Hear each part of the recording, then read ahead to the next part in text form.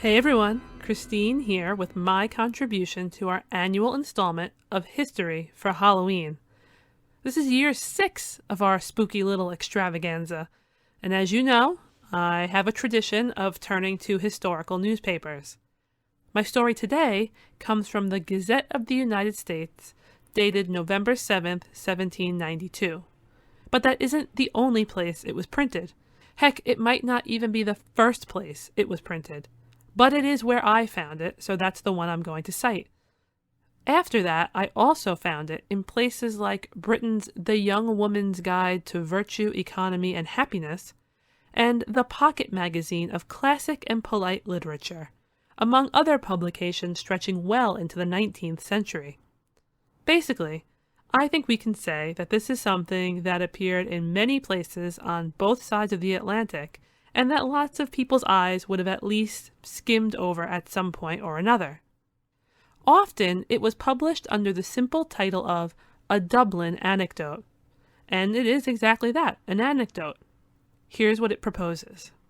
Once upon a time, in Dublin, or a few years ago, as the story typically says, but since the story was constantly told and retold for decades, once upon a time is probably just about as accurate as a few years ago, assuming that, any of this happened at all. But anyway, once upon a time, or a few years ago, there was a woman in Dublin, Ireland, who caused quite the hubbub when she claimed that, of course, the house she was renting was haunted.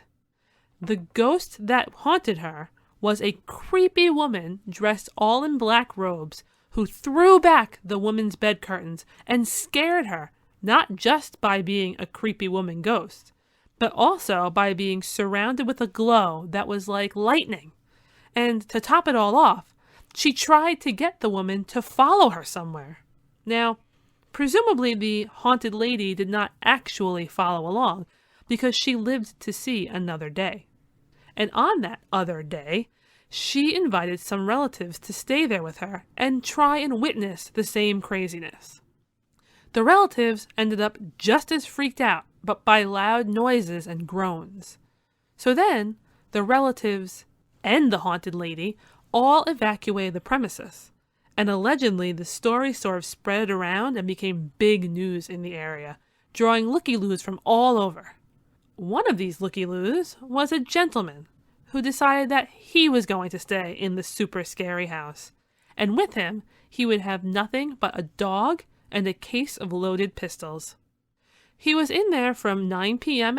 on one night until 6 a.m. the following day. And when the time came to release him, the door was opened, and, dun dun dun, he was found asleep. Wah wah, as they say. That is quite anticlimactic. Now, although he claimed he did not see a ghost, he did admit to hearing loud noises. But he believed that if a ghost ever existed, he must have scared it off, because he shouted loud threats that he was going to shoot anybody, living or dead, who approached him. I, for one, didn't know that you could, do anything to a ghost by shooting it, but heck, there you go. I guess, if there was a ghost, he scared it off with those threats, or maybe it was a dog. We will never know. What our big brave gentleman did do while he was in this house all by himself was compose a poem, because of course that's what you do while you're waiting for ghosts to come and haunt you. That poem, as you can imagine, was published regularly alongside the little story, and the poem was aptly titled Stanzas Written in a Haunted Room. Are you ready for it? I bet you are. Here we go. Stanzas written in a haunted room. If from the cerements of the silent dead our long departed friends could rise anew, why feel a horror or conceive a dread to see again those friends whom once we knew?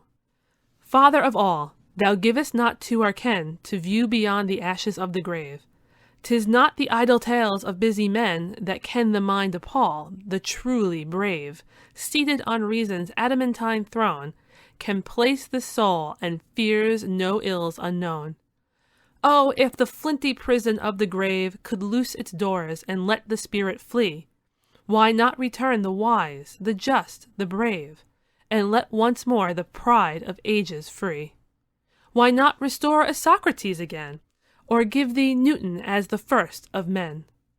In this lone room where I now patient wait, to try if souls departed can appear, or could a berg escape his prison gate, or could I think Latouche's form was near? Why fear to view the shades which long must be sacred to freedom and to charity? A little onward in the path of life, and all must stretch in death their mortal frame. A few short struggles end the weary strife, and blot the frail memorial of our name. Torn from the promontory's lofty brow, in time the rooted oak itself lies low. Well then, there's something to take with you for Halloween. Should you ever find yourself in a place waiting for spirits from the great beyond, I hope that the spirits that arrive are the ones that you want them to be. And if they aren't, then just remember, you can always write a poem. Happy Halloween!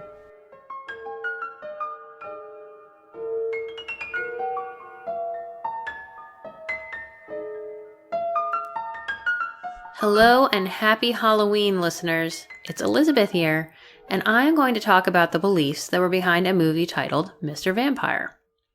Mr. Vampire was released by a studio in Hong Kong in 1985.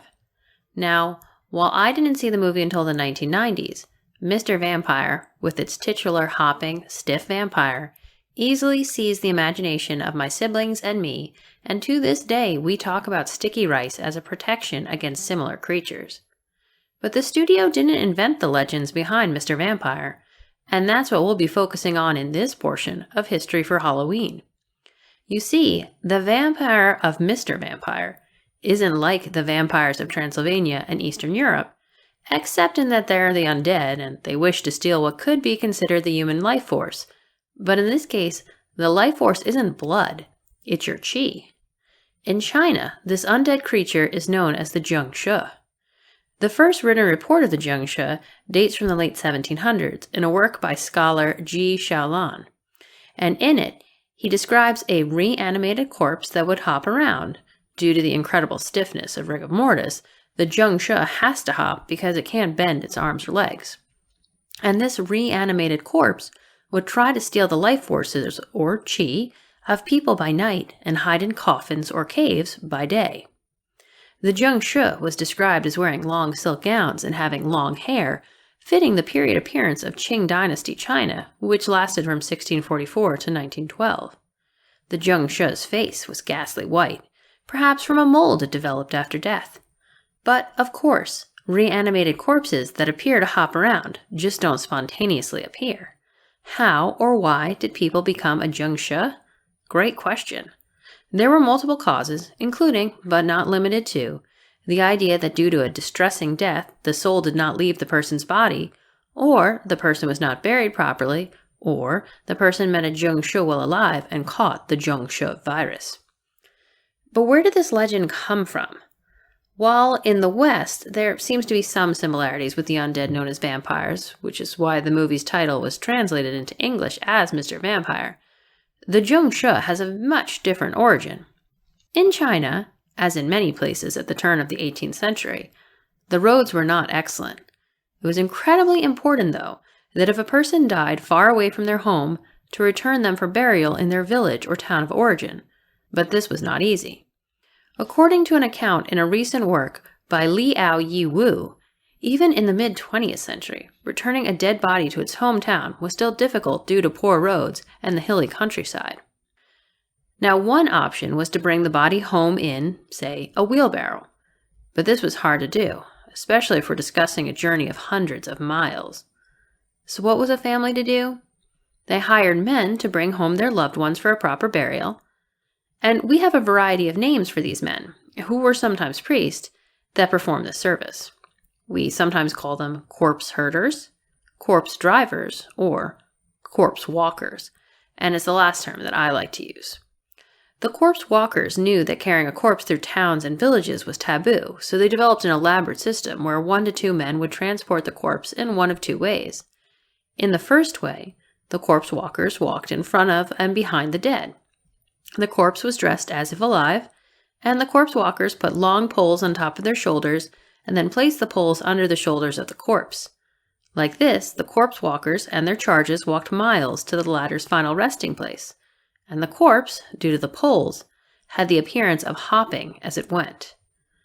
Another way of transporting the dead was for one of the corpse walkers to go in front with a lantern and potentially a gong and sometimes fake money to warn local communities that they were coming so the people could look away. If they didn't look away, it was said that the corpse would steal your chi. The other corpse walker would then put the dead on his back and cover himself and his charge with a large robe. In this way, they also moved in a clunky, lumbering manner. And as they walked, the corpse walker in front would sing or yell directions to the other, and these directions would always begin, yo-ho, yo-ho, which in the US and other places became a phrase linked to pirates in the late 1800s. But as we can see with this story, its origin doesn't seem to stem from finding a dead pirate's chest of riches, but returning the dead to their rightful burial place. This macabre group, that of the corpse walkers and their dead, often walked at night, which ramped up the creepy factor. During the Cultural Revolution in the 1960s, corpse walkers were seen as upholding old-fashioned ways of life, and the job was banned, although there are reports that the tradition is still done. So, if out late at night and you hear a gong in the distance and the calls of yo-ho, yo-ho, make sure you look away so the jiāngshī doesn't steal your chi.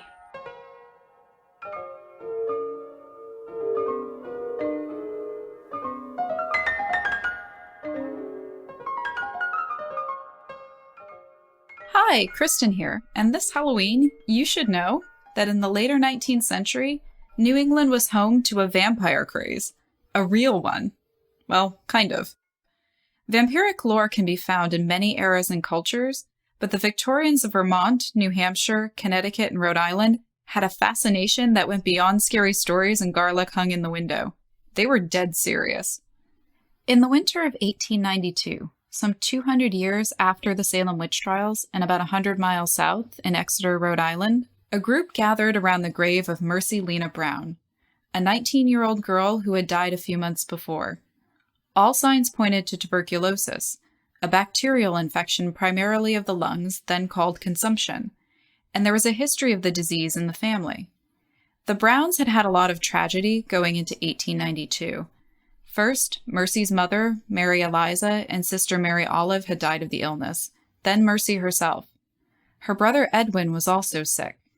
Mercylena's father, George Brown, shipped his son off to Colorado, hoping that a change in air would cure Edwin. But months later and no better, he returned to Rhode Island to be with his family. According to local newspapers at the time, George Brown's Exeter neighbors pressured him to exhume the bodies of his wife and 2 daughters, quote, to ascertain if the heart in any of the bodies still contained blood, as these friends were fully convinced that if such were the case, the dead body was living on the living tissue and blood of Edwin, end quote. So, on March 17, 1892, in Shrub Hill Cemetery, they dug up Mrs. Brown, who died in 1883. There was some mummified tissue on what was, by then, mostly just her skeleton, but no blood in her heart. They dug up Mary Olive, who died 7 months after her mother. She was only a skeleton, albeit one with a thick head of hair. There was no heart left at all. Then they exhumed Mercylena, who had died 2 months before. It was New England and it was the end of winter, so she had been resting, perhaps unpeacefully, in an above-ground crypt until it was possible to dig her a proper grave. When they opened the crypt, they found Mercylena far more preserved than her mother and sister. In an autopsy performed on site, a local Exeter doctor named Harold Metcalf removed her heart and liver. There was no blood in the liver, but there was in the heart, a telltale sign of vampiric activity. The doctor, who had treated Mercylena in life, counseled that there were also tuberculosis germs in her lungs, but the spectators felt, better safe than sorry. According to the reporter from the Providence Journal, who also attended this macabre intervention, local tradition had it that, quote, so long as the heart contains blood, so long will any of the immediate family who are suffering continue to grow worse, end quote. So they burned Mercylena's heart and liver to ashes on a rock nearby. It didn't stop there, though. It was not enough to burn the liver and the corpse's heart still full of blood. The afflicted person had to eat it. The reporter stopped short of saying they actually followed through on this last bit of the ritual, but he strongly implied that they did. And local tradition has it that Edwin drank the ashes of his sister's heart and liver in water, and then died soon after. The news coverage of the Mercylena Brown incident has an air of condescending, almost gleeful voyeurism. Hey, look at these rube farmers who are so stupid and superstitious they'll dig up their relatives and eat them because vampires, you guys. But the story circulated in a society obsessed with death and the macabre and cultural superiority. This was an era of electricity and streetcars and baseball, but it was also a time when rural farming communities were still relatively isolated and mummy unwrapping parties were all the rage. Mercylena's story was sensationalized, but it was hardly the only such case of its kind. Folklorist Michael Bell has identified 80 exhumations, mostly in New England, much like Mercy's. But it was Mercylena's story that captured the ghoulishly delighted imagination of Victorian audiences, and it was repeated over and over in the newspapers. One such retelling by the New York World found its way into the hands of a middle-aged Irish theater manager named Abraham Stoker. Dracula was published in 1897, and some people believe that wasn't enough time for Mercy's story to have influenced his work. But for others, the young girl, claimed by a wasting disease, only to rise from the dead to harass the living, the exhumation in the crypt and the dismemberment of her corpse, still engorged with the blood of the living, the name that is a combination of both Lena and Mercy, that sounds like the character of Lucy to them. Happy Halloween!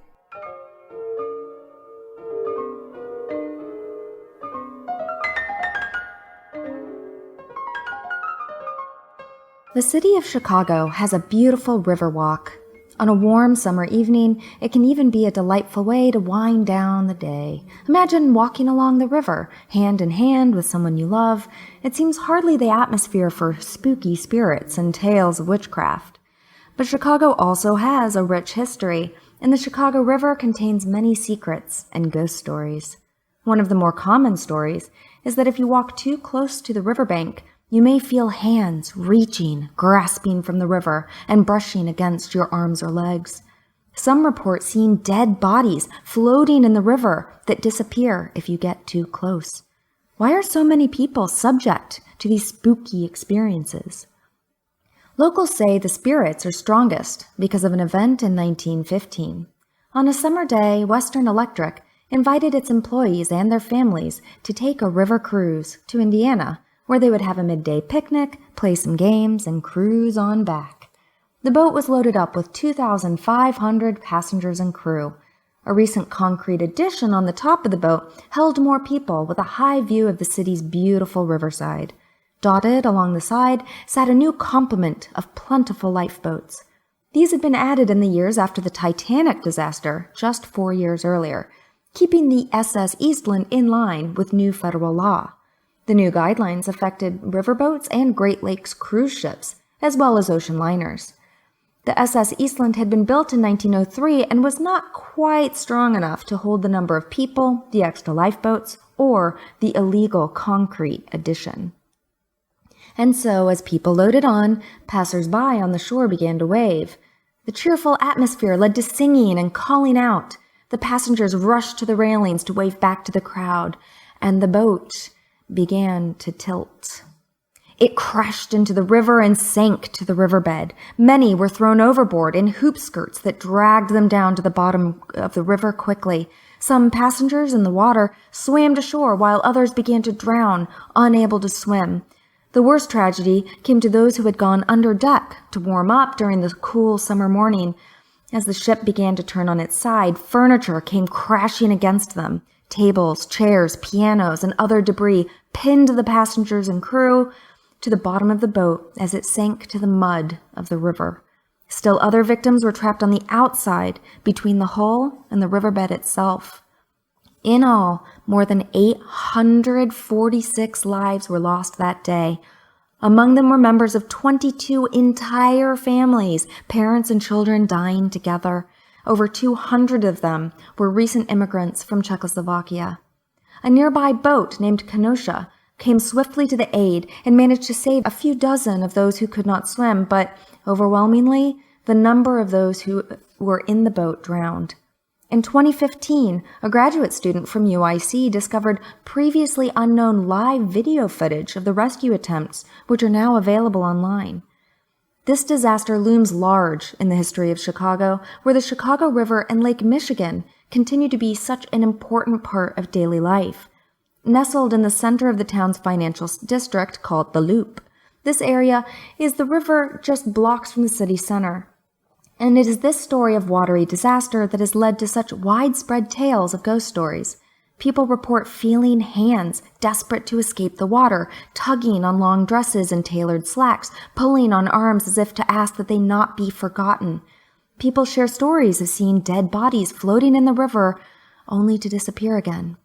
In fact, the feeling of being dragged into the river or seeing floating bodies is so pervasive and so common that people have begun to check themselves.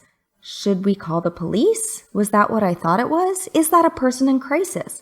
The story is so well entrenched in city lore that a few years ago, a man experienced the whole thing. He was walking along a river and felt what seemed to be tugging against his leg. He saw nothing there, moved on, and moments later, a mysterious object bobbing in the water caught his eye.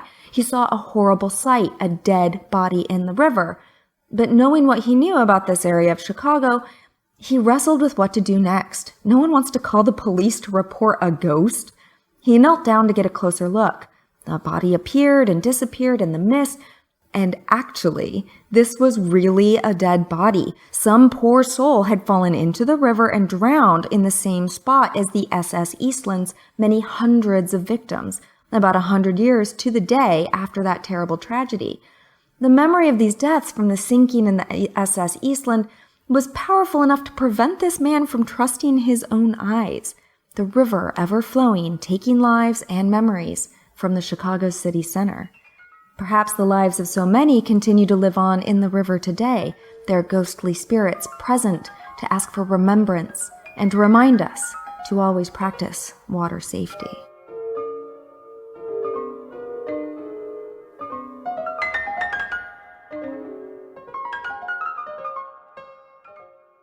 I'm Lucy, and for this year's Halloween footnote, I'm turning to ancient China. Ghost stories are often thought to be the very earliest form of Chinese literature.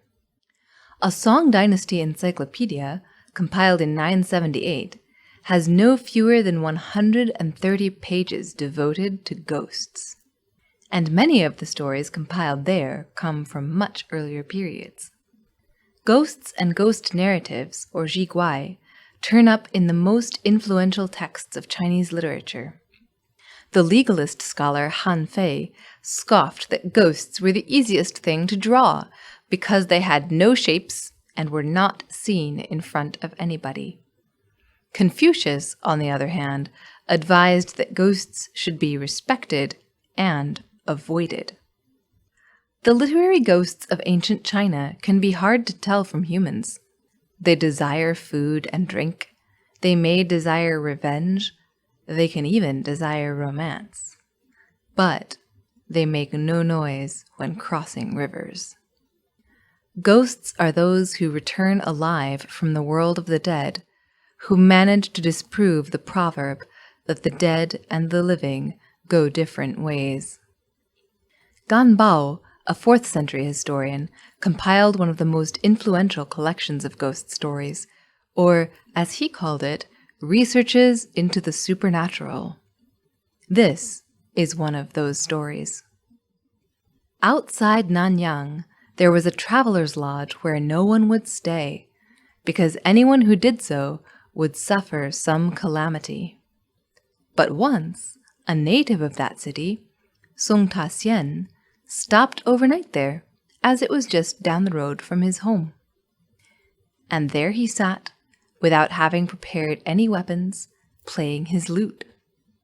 At midnight, a demon suddenly appeared. He had staring eyes, grinding teeth, and a horrible face. He climbed up the stairs and began talking to Tassien, who ignored him. The demon went off to the city and found the head of a dead man, which he brought back with him. "Would it not be better to sleep a little?" he said, and threw the head at Tassien. "Splendid," said the latter. "I was just wishing for a pillow to sleep on." Again, the demon went away, but he returned a third time and said, "Could we not spar together?"